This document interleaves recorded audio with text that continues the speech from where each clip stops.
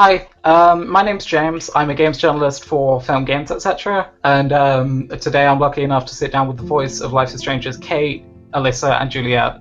So I'll pass it over to you to introduce yourself. All right. Hi, I'm Dayeanne Hutton. You know my involvement with Life is Strange, as previously mentioned. I'm never sure what else to say with these. I'm an Aquarius. No. I don't know. I'm getting awkward. Okay, that's fine. So I was thinking a bit about talking about how you broke into the industry as a voice actor. So, what was the first role that you come across, and how did you get that? So actually, I don't know. I think I got lucky because when I signed with my agents, they just happened to have a voiceover department, and so I would get sent voiceover auditions, and I would just record them and send them back. Before Life is Strange, I've only done one other thing. It was like a non-union radio commercial for San Diego, for a bank, and I don't know. I just got lucky and booked Life is Strange. I mean, I did take a voiceover class in college, but it was just a basic class. There's more intense classes out here you can take, but I don't quite have a demo reel together, which I should. I need to do that. But yeah, I really just got lucky, and I'm so honored to have been a part of such a great project. Yeah, sure. Okay. So how exactly did you come to work on Life is Strange? Did you approach Don't Nod themselves, or did they approach you, or how did you? I just got an audition, and I recorded it and sent it in, and then they were like, okay, you're coming in on this day to do this, and I was like, oh, great. That was very quick and a lot simpler than you might want it to be.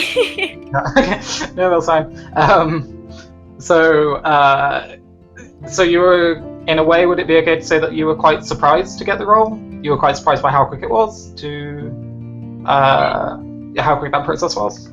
Yeah, I mean, there was no callback or anything, but I don't know how voice stuff works with that, like if they even bother with it, because I'm so new to it myself. And I was just very happy to have booked something, because I don't have a real demo, and I don't have, the experience of a lot of other people out there. And just the fact that I got a job, I mean, of course, had no idea it would be such a huge thing, because it's like a new game. It's not like it was like, I don't know, Halo or something, Call of Duty or something crazy that's already established. So it's just like, great, I have a job. That's awesome. I can pay my rent. Awesome. Because yeah, as you said, I think a lot of people from Don't Nod as well were quite surprised at how well Life is Strange ended up selling. Obviously, when episode 1 came out, it got quite a lot of coverage, but it wasn't this huge thing. But by episode 5, pretty much everyone I knew was talking about it. So that was awesome to see. So you also act some other characters, such as Alyssa and Juliet.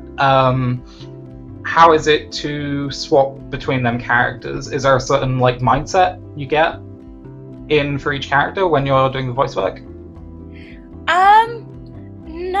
Not too intensely, because we would usually start with them, since they had less than Kate to do. And it was more of just, it can be a little bit backwards from regular acting, because it's about how you sound, because no one can see your face, no one can see how you feel, but it's about how you sound. So it was just, he would play back, the director would play back like what I had done previously, to be like, this is Juliet, this is what she sounds like, remember, she's your powerful, tough girl. And I'd be like, okay, great, and then do it, and then like, okay, this is Alyssa, she's your marble mouth girl. That's what he always called her.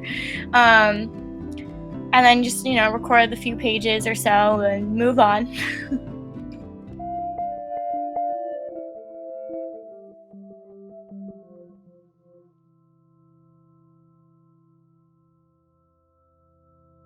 Okay, cool.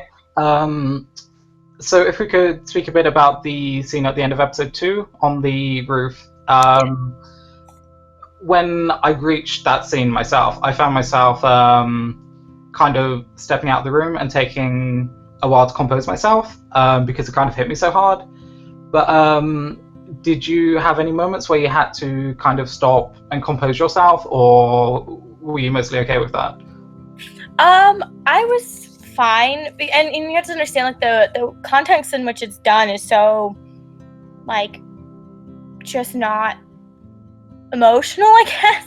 Like, I'm just, like, in this room, like, I'm just reading the things. I have no context for what's happened before, really, or after. I mean, it was a shock when it was like, okay, you're, like, trying to jump off a roof today, and I was like, oh, okay, great, good morning, let's go.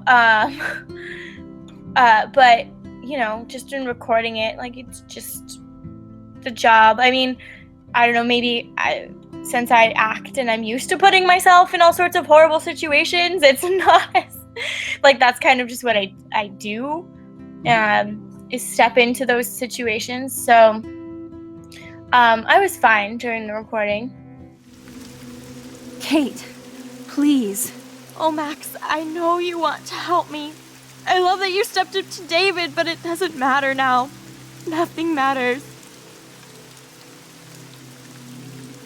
You matter, and not just to me. I do want to believe that. Kate, your life is still yours, and we can get through this together. Let me help, like I helped by erasing all that crap people wrote on your room slate.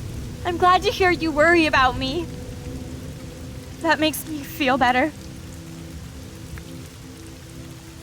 Of course I worry. You're my friend, Kate. I did feel better talking to you on the phone.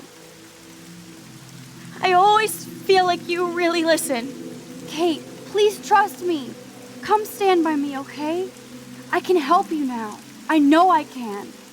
So your acting in that scene sounded very convincing. So is the subject matter something quite personal to you, or were you able to just put yourself in Kate's shoes? Or I mean, it's not any more personal to me than just, you know, being aware of it as a problem in society. And I mean, we've all had our depressed moments and had a tough time. So, I mean, I could relate to it in that sort of way, in personal sort of way, but I don't have any personal experience close to any subject like that. But I mean, I'm very sensitive to it.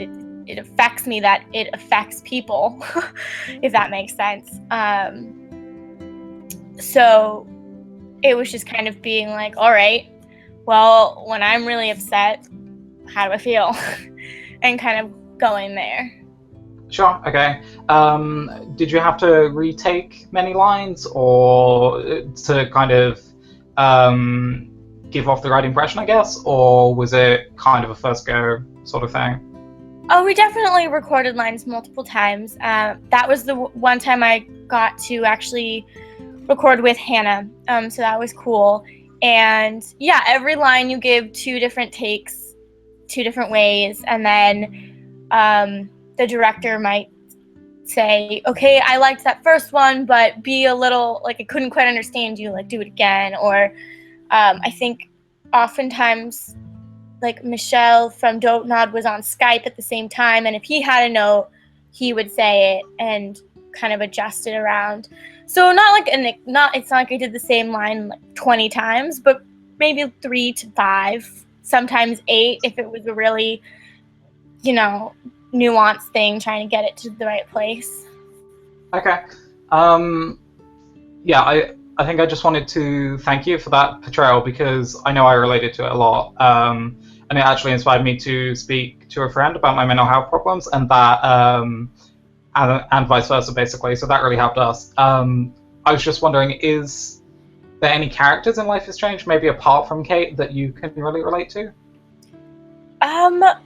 Unfortunately, I don't have a gaming system myself, so I haven't really been able to play through it. I've played some of the first part, and seen some video. Like, I watched the roof scene, obviously. I was like, I want to see how this turned out, like what, but I haven't seen much else of it. So other than like my character, Max, I don't really know. But maybe, I don't know. Maybe. Oh, see, I don't even know how like Max's character develops, but I was definitely like the shy, awkward kid in high school. So. Yeah, she kind of goes from the shy, awkward kid, as you said, to kind of standing up to her enemies and really standing up for herself. So that's quite a cool development to see. I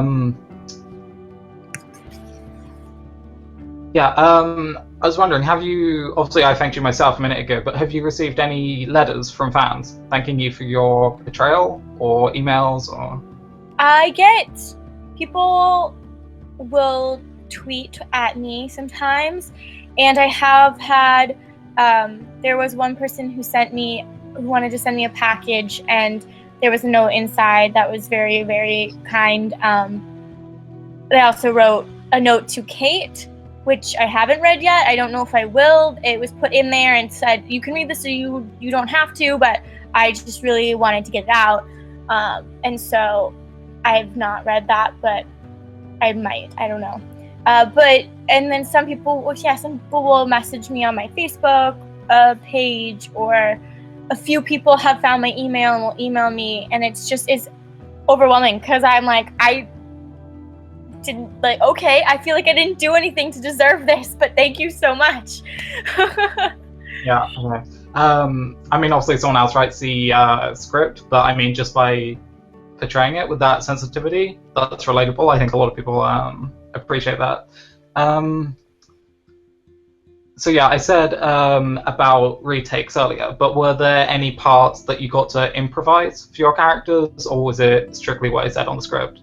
It was all on script. I didn't improvise anything except maybe we did sounds. Sometimes we would have to do sounds, and so I made my version of barfing noises for that one party scene. I was like, great, okay, let's vomit. Okay. But yeah, it was all on script, definitely. Okay. Did obviously Kate changes throughout the course of the game, and obviously don't not decided to add the scene in the hospital if you managed to save Kate. So did your portrayal of Kate kind of alter as the character altered throughout the series?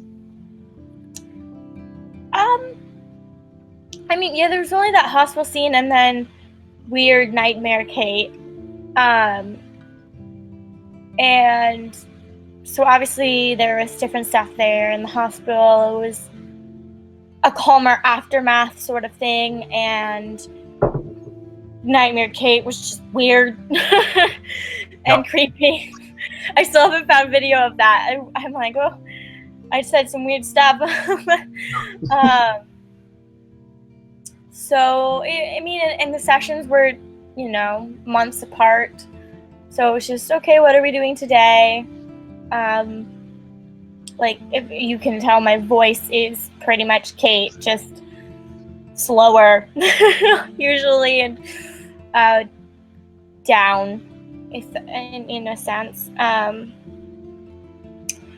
So, I don't know, it's just being real in those moments that I was given on the page and making it real.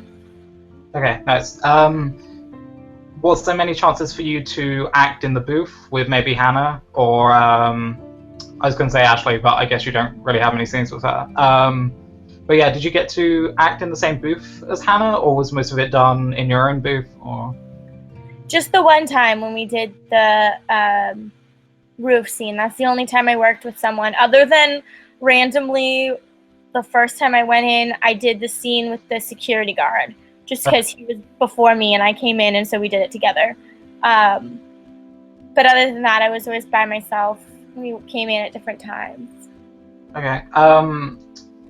Another thing I wanted to ask was that obviously the game has multiple branching paths, so dialogue choices you make, your characters react differently to Max. How is it to kind of read a script and have like 3 different variants of the same line? Was there certain kind of like stage directions, I guess, that you had for them, or? Sometimes there were notes. I mean, it's not like a script like you would think of a TV script or anything. It's literally just like lines and boxes, and you know, every other one is the other person sometimes, and there's very little context. So sometimes there's no, and then that's why we have a director, and he was amazing, and you know, he would kind of be like, okay, well, this is what's going on. And then, you know, sometimes Donut would pop in and be like, oh, I want that to be softer, not so annoyed, or this or that. So it's really just taking every line at a time and being like, okay, what's going on? Make this real. Okay, go. And then next one. Okay, what's going on? Make it real. Let's go. Sure. Okay. I remember Donald saying that when they got some of the actors in, they got you to record quite a few different versions of the lines, and then they picked them afterwards when they were in the final episode. The final cut of the game, I guess. Do you remember recording any lines, or maybe for any scenes that didn't make it into the game? I don't think so. If they did, like I said, I haven't been able to play through, so I'm not really sure. I don't know what got used for the weird nightmare scene or anything, 'cause I haven't been able to find that. But most of what I've done that I've seen is all there. Okay. Yeah. Awesome. Unless there's anything else you wanted to say, I think that's about all I've got. Okay. No, I'm just so grateful and thankful to the fans, and that you guys keep asking me to do interviews, because I'm like, who am I? And it's just like, okay, great. So thank you so much to all the support of the fans, and such a great community. And I'm newer in the past few years to like the intensity of fandoms and what all they can be, and I'm so pleased and honored to be a part of two now, with my web series previously, and now I'm a part of these two just like amazing communities where everyone is so awesome and nice and wonderful. And so I just want to thank all of you, because without you, like, what's the point of the game? Like, there's no game. Absolutely. So I guess one last question is there any future projects you're working on that you can speak about right now? No, not right now.